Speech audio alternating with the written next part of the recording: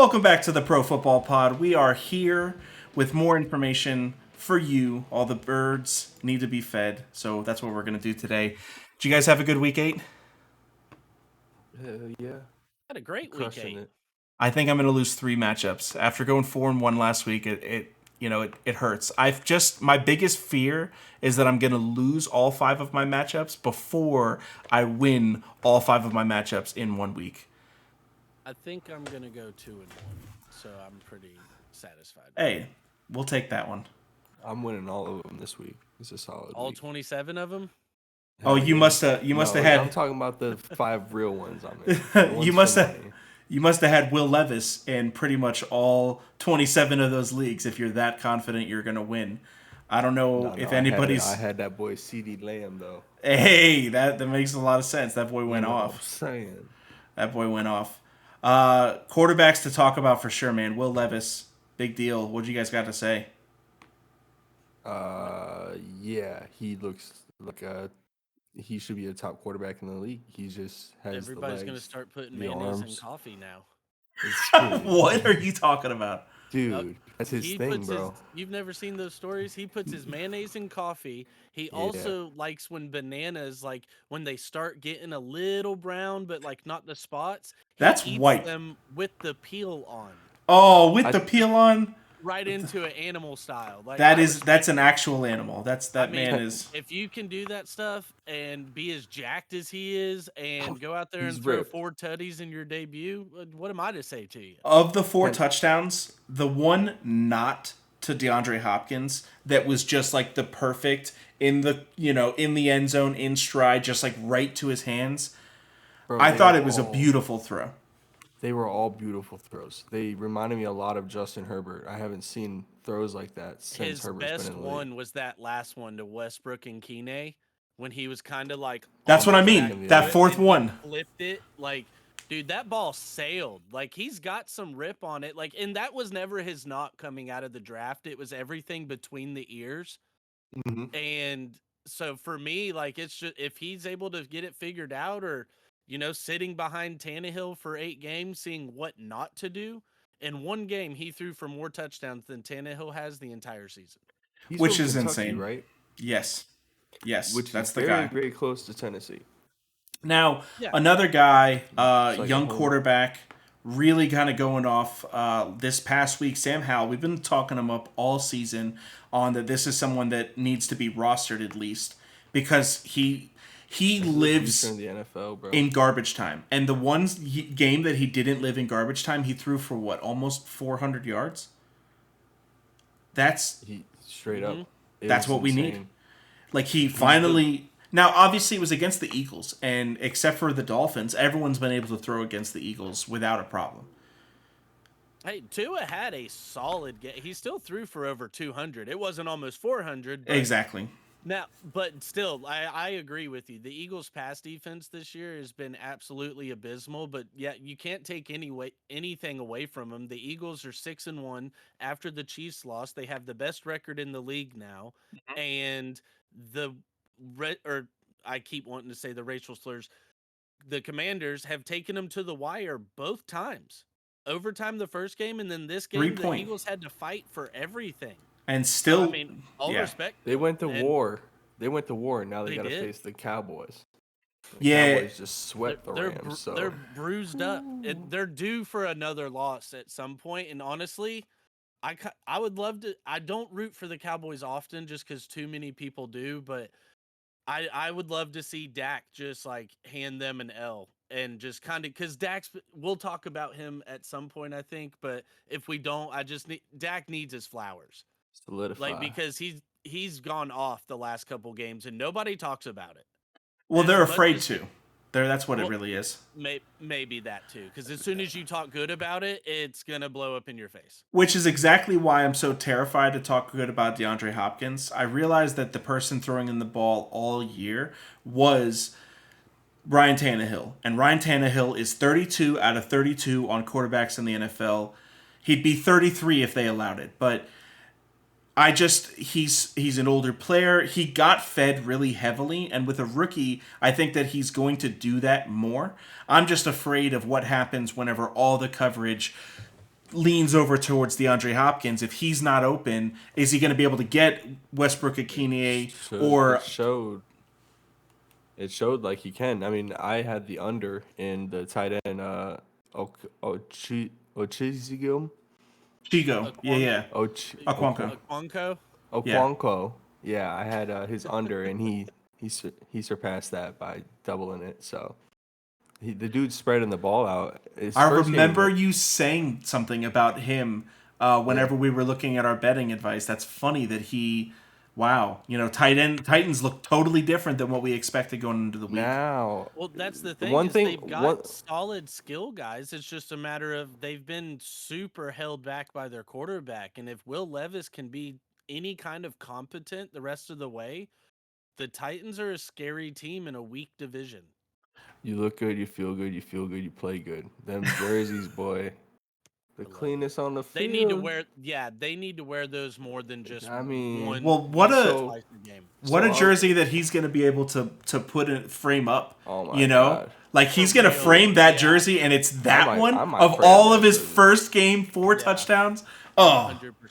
Oh, that'd be a nice one to cop. So what do you guys think?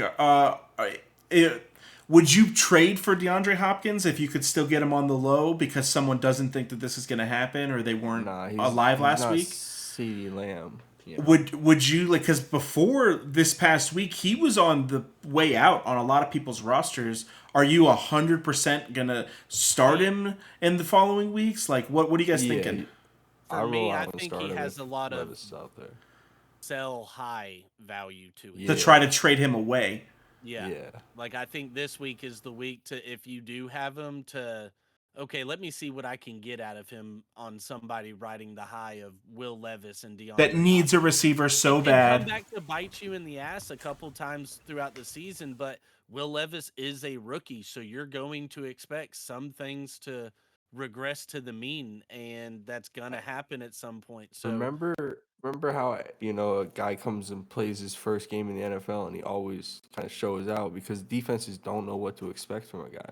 I agree. Who the heck I agree completely. That he would just throw it over the top. Especially that cannon that he had. Tough. Everyone that's getting ready for Ryan Tannehill and Malik Willis aren't getting ready for that over the top cannon. Like that was unbelievable. But it was great to see that he's got that. Yes, he definitely has that. Like some quarterbacks just don't have that arm power. Deshaun Watson right now. Oh, go ahead. Another guy that kind of popped off a little bit. He showed up. People haven't really even been talking about Khalil Shakir for the Bills. What are you guys thinking about this? I think we might be on opposite sides of the fence. There's solid talent over there for the Bills. They're they need that talent because it's all been on Diggs, pretty much. With Knox, I think he's got a lot of explosiveness. Okay. But I'd also, to me, he's only rosterable in, deep leagues. If you're in, a 10-man league, I mean, you could maybe throw him on the bench depending on what kind of injuries you have. It's someone to keep your eye on, though, But Buffalo has so many mouths to feed. But absolutely keep your eye on him because he does have that big playability, and Gabe Davis has been a huge letdown this season. Outside of the Dolphins game, we really haven't seen the. Now he did have 3 or 4 touchdowns in a row. Through the first, I think the second through the 5th week, he had a touchdown every week. So it's not like he's completely disappeared, and that's where my fear with Khalil Shakir comes from, is that if he 100% gets to take the Gabe Davis role because of injury, he's going to be awesome. That's kind of what I'm viewing with him is this is the kind of guy you can get in this kind of offense where if any injury goes down to Diggs or Gabe, which they're highly used, this is gonna be the guy. I like that. Showing that the talent and the ability to do it.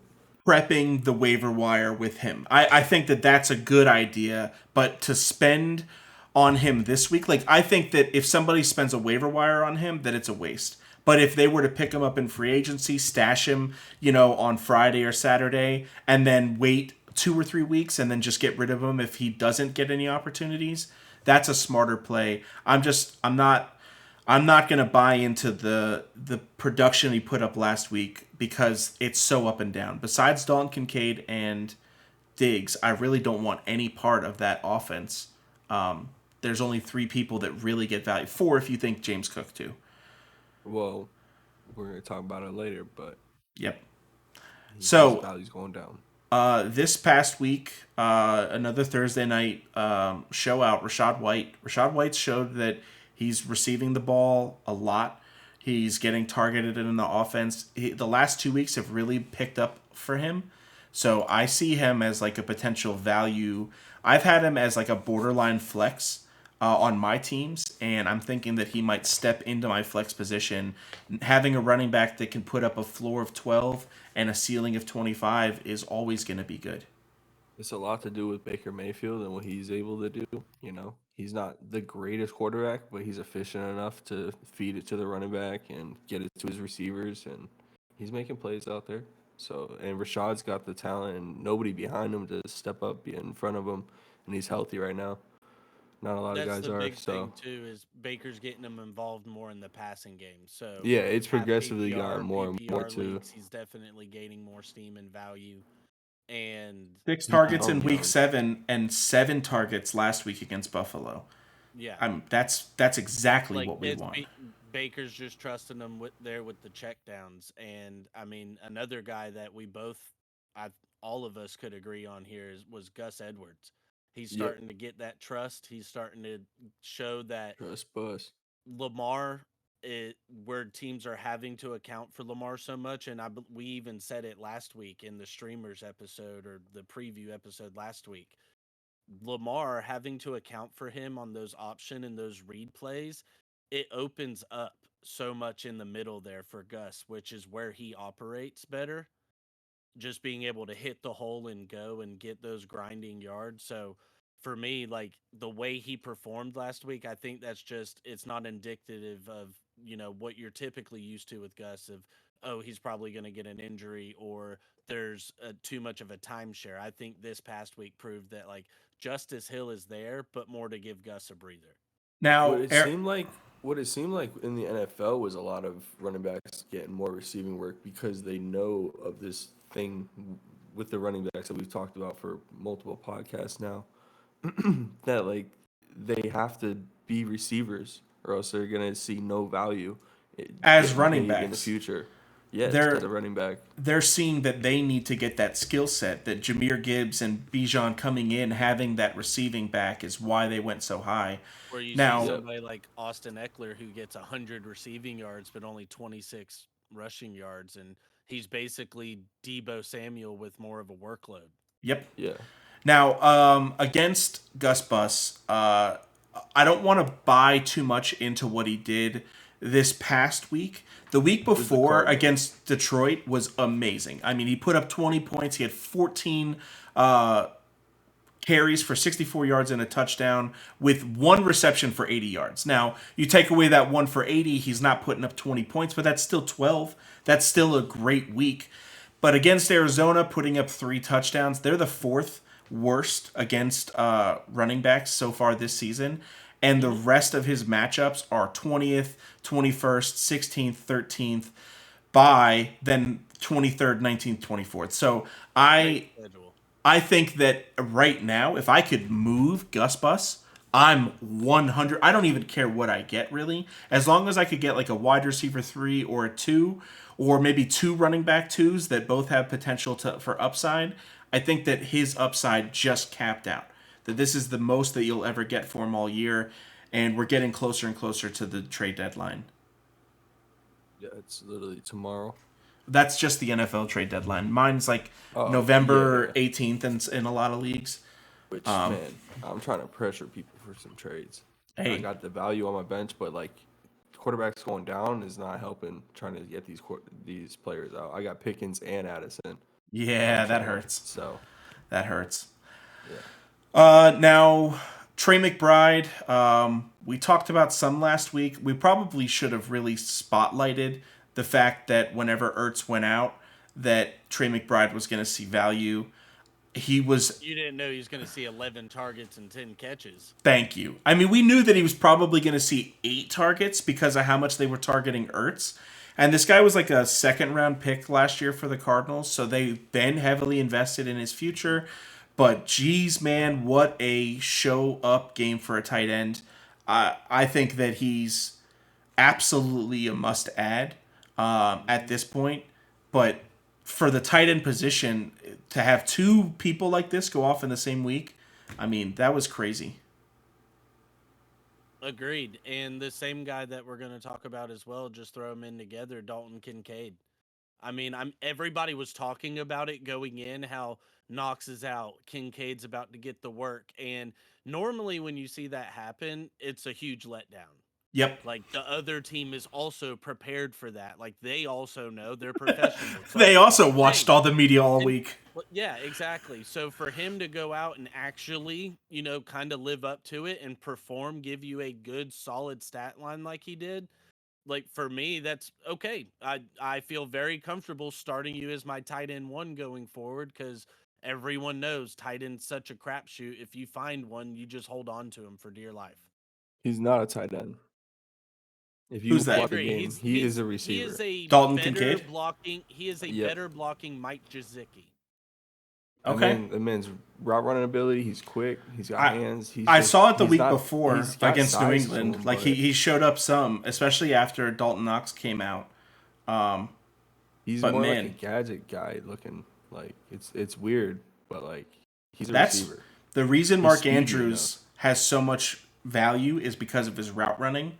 So if he can continue to develop in that category, because speed it matters. But look at Gesicki, look at Pitts, these fastest tight ends that don't develop into great players at the tight end position because they're not as fast as the receivers on the outside. They're able to outrun linebackers, but when safeties come over the top, it doesn't help as much. So I think that's the big thing for Kincaid. Trey McBride looks savvy. He looks like I mean, I don't want to say that he's going to be a top 10 tight end every week for the rest of the season, but he did look like he was good, and he was a good security he did blanket. last year too. He looked good last year at the end of the year. His usage was the same. Yeah, I like him. It's tough because of the quarterback situation there, but especially whenever it's tough to just say like whenever Kyler Murray gets back, like he's gonna be a guy to use. But like, well, he's an add and stash. Like I don't think he's like Kincaid status where you're just gonna immediately throw him in there. But what's the see what the quarterback situation plays out to be, and then you've got him. What's the status with Zach Ertz? IR. Probably season. IR. Probably season. He's season. old. Okay. Wow. So, like, for example, if you're messing around with Pat Fryermuth on your IR and you're hoping that whenever Fryermuth comes back, you'll finally have a tight end again, pick up Trey McBride and wait and see. If he kills it again this week, then put him in the future. But another one, if you have a Dalton Schultz and you're waiting for, he had a bad game this past week, don't drop Dalton Schultz for Trey McBride. But that's another one that's around the same caliber. He could end up going off either one of them. So I think having something like that for my tight end is what I'm looking for. If I don't have a Mark Andrews, honestly, Hawkinson seems scary now because of them having no Kirk. Obviously, Hawkinson's a start this week, but are you guys thinking that you're trying to trade him for what you can get and maybe not be so invested in the tight end position? Anybody smart is not gonna accept the trade until they see what that quarterback's gonna give you or who the quarterback's gonna be of the Vikings. It's tough. It could be great to hold on to these players and the quarterback who plays for them just feeds them and they do fine. But I mean, because the Vikings defense has been coming together, so like they can keep them in games, and this quarterback just has to be decent enough to be able to feed these open receivers. They get open, so I would hold on to them. Make sure you guys like, comment, and subscribe to the videos so that you get notified whenever we get live. Tulsi Rose Tea for all of your tea needs. Go to tulsirosetea.com. Thank you, and we'll see you again later this week with the waiver wire for quarterback, wide receiver, running back, and tight end. Peace. Love you.